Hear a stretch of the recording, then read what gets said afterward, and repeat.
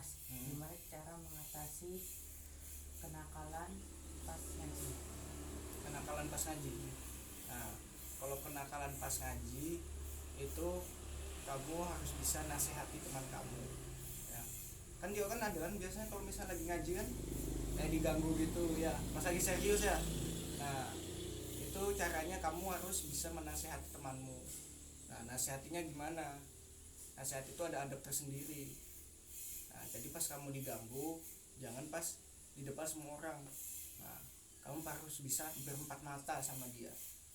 Nah, berempat mata sama dia, kamu harus bisa nasihati dia pas nggak di depan orang lain gitu.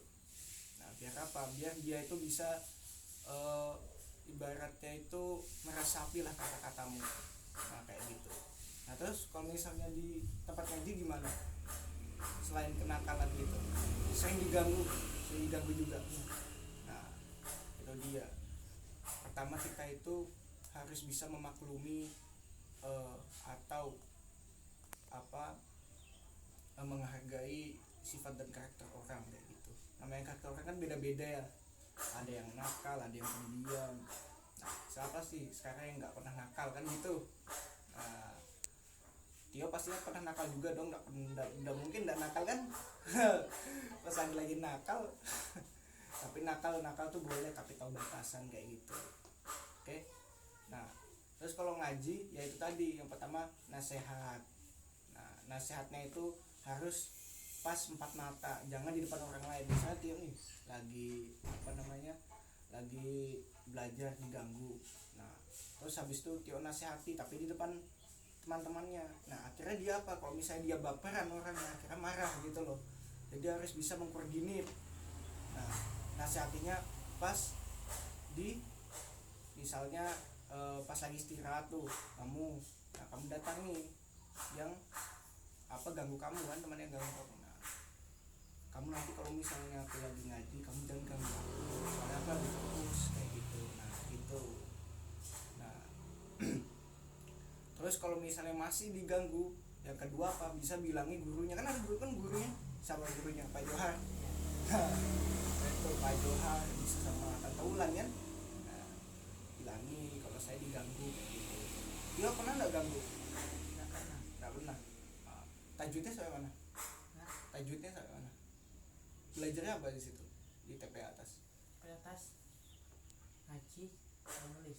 Ngaji sama nulis. Ngajinya apa? Ngaji Al-Quran. Ngaji Al-Quran aja, nggak sama tajwid? Enggak. Kurang itu, nanti tak saran sama tajwid. Terus nulisnya nulis apa? Nulis biasa dikasih sama Kak Diana. Nulisnya kadang dibacakan, kadang enggak. Dipakai tulis. Oh, kadang dibacakan tapi bagus aja. Jadi tulisnya rapi-rapian gitu ya, kayak kaligrafi gitu? Enggak, kayak nulis Biasa apa aja. itu? Biasa, arti-artian gitu? Iya. Oh, artinya meja lah. Ya pokoknya itulah ya tadi ya. Iya. Nasihatnya itu yang penting, nasihati teman, bisa mengkoordinir caranya nasihati. Terus yang ketiga yang kedua tadi, kalau misalnya memang masih diganggu bisa bilang ke gurunya gitu. Oke. Nah, terus untuk yang ketiga itu kalau bisa ya kamu ngasih tahu ke teman-temanmu. Tapi ngasih taunya itu maksudnya misalnya ada saran gitu kan, kita saran. Kalau misal tadi kan yang pertama nasihati, yang kedua bilangkan dulu masih tidak bisa, terus yang ketiga kamu ngasih saran gitu. Misalnya ada kamu mau nyaranin peraturan gitu kan, misalnya musyawarah sama teman-temanmu. Kita misalnya nanti kalau ngaji, kalau misalnya nih ada yang ganggu, nah kita saran apa, kita buat peraturan di sini. Kalau misalnya ada yang ganggu pas kita lagi ngaji, nah kita mau saran apa, ini diapakan. Nah, misalnya kalau misalnya ada yang ganggu ngaji, pas kita ngaji ada yang ganggu, misalnya si A ganggu si B. Nah, si A ini diapakan gitu. Nah misalnya kita anu aja apa namanya, saran aja push up 15 kali gitu, baru kita store peraturannya ke bu guru gitu kan, bisa aja kan. Nah kayak gitu ya, tapi itu dikesampingkan, itu agak gak ada sopan lah soalnya ya. Nah, makanya dua itu tadi, nasihat sama apa yang kedua, bilangin guru. Nah, ngadu ke guru itu soalnya apa, memang orang tuh beda-beda, nggak bisa kita samakan satu sama lain kan, tentunya sifatnya, sifat dan karakter orang itu beda-beda gitu, ada yang pendiam, ada yang nakal kan gitu ya. Nah itu yang pertama. Terus kalau misalnya masih diganggu ya itu tadi, ngadu ke guru gitu. Itu aja sih, dua itu aja sih yang paling utama, sisanya tinggal menyikapi aja lah, menyikapi. Nah soalnya itu sifat dan karakter orang itu kan beda-beda, tinggal kita jadi mana. Kadang ada orang yang baperan gitu ya, dan ya jarang banget gitu loh kalau misalnya ada orang bisa memaklumi atau bisa memahami sifat dan karakter orang lain. Kan kadang kalau ada yang sefrekuensi kan, misal karakter orang tuh ada yang sefrekuensi misal sama Tio kan, nah kan akrab tuh jadinya. Nah ada yang nggak sefrekuensi, maksudnya misalnya Tio tuh orangnya gini kayak si A gitu kan, dia orang kayak si B gitu. Nah otomatis kan apa namanya, otomatis kan nanti kan dia kan apa namanya bisa ndak akrab kan. Nah karena ndak akrab itu ibaratnya kita itu jadi kayak jauh sama dia, tapi kita harus belajar merangkul gitu loh, merangkul dia.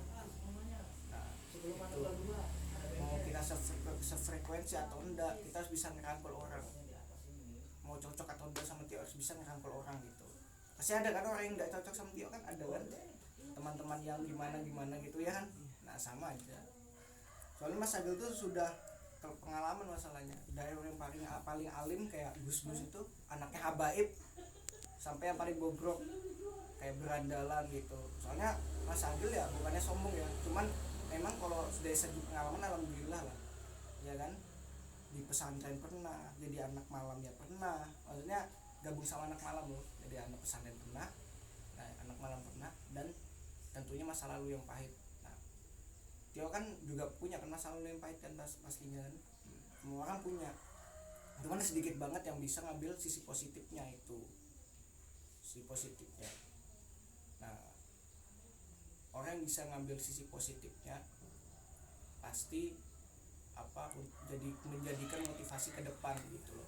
Kalau misalnya Mas Agil nih, kalau dari masa lalu yang pahit nggak bisa ngambil pelajaran, mungkin sekarang jadi orang insecure gitu kan, jadi orang insecure, jadi tertutup, introvert, diam.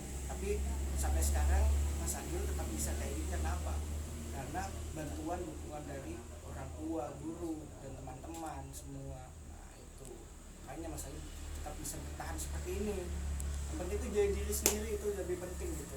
Misalnya ada kritikan dari orang lain, kamu harus bisa apa menjadikan itu untuk motivasi ke depan gitu. Jangan dibawa hati tuh ya.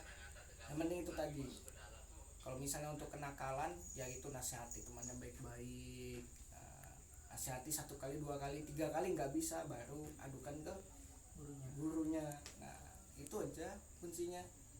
Terus gimana cara bisa lancar ngaji? Kalau lancar ngaji itu yang pertama harus apa namanya, dibaca terus pastinya kan gitu, iya kan. Nah, sama kayak sunnah, misal kamu kan satu hari itu ngaji kan, 1 hari ngaji misal sekali, besok sekali, tapi istiqomah, walaupun sehari cuma sekali tapi istiqomah. Ngerti istiqomah?